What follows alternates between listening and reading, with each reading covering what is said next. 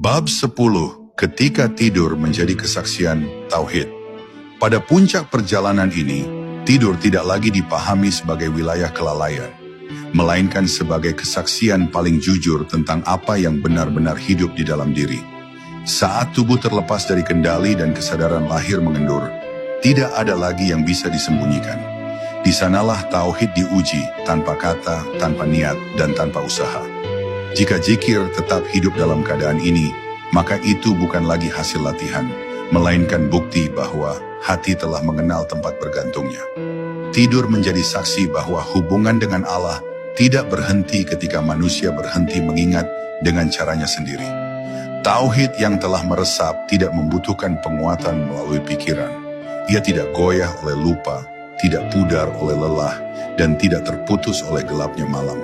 Ketika seseorang tidur dalam keadaan berserah, bukan sekadar karena rutinitas, tetapi karena kepercayaan yang dalam, disitulah Tauhid berbicara dengan bahasanya sendiri. Tidak ada lafaz yang diucapkan, namun ada penyerahan total yang terjadi. Jiwa diserahkan sepenuhnya kepada Yang Maha Menjaga, dan dari penyerahan itulah lahir ketenangan yang tidak bisa ditiru oleh apapun di dunia. Pada tahap ini, zikir tidak lagi dipahami sebagai aktivitas spiritual yang terpisah dari hidup sehari-hari. Ia telah menjadi napas makna dari seluruh keberadaan. Bangun dan tidur, sadar dan tidak sadar, bergerak dan diam, semuanya berada dalam satu lingkaran kesadaran yang sama, bahwa tidak ada daya, tidak ada hidup, dan tidak ada tujuan selain kepadanya. Tidur hanyalah peralihan keadaan, bukan pemutusan hubungan. Dan justru dalam peralihan itulah, Tauhid menampakkan kedalamannya yang sejati.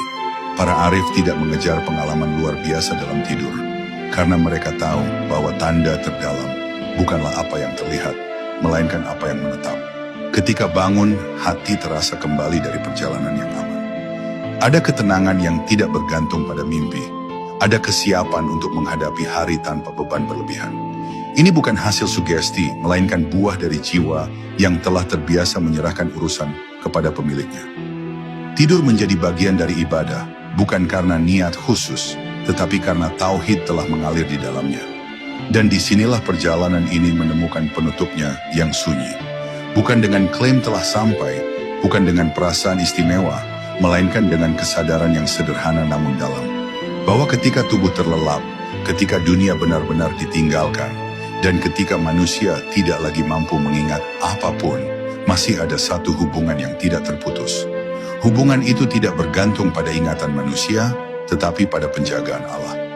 Jika zikir terus hidup dalam keadaan ini, maka itulah kesaksian paling jujur bahwa Tauhid tidak lagi hanya diyakini, tetapi telah menjadi kehidupan yang menyertai jiwa, siang dan malam, sadar maupun terlelap.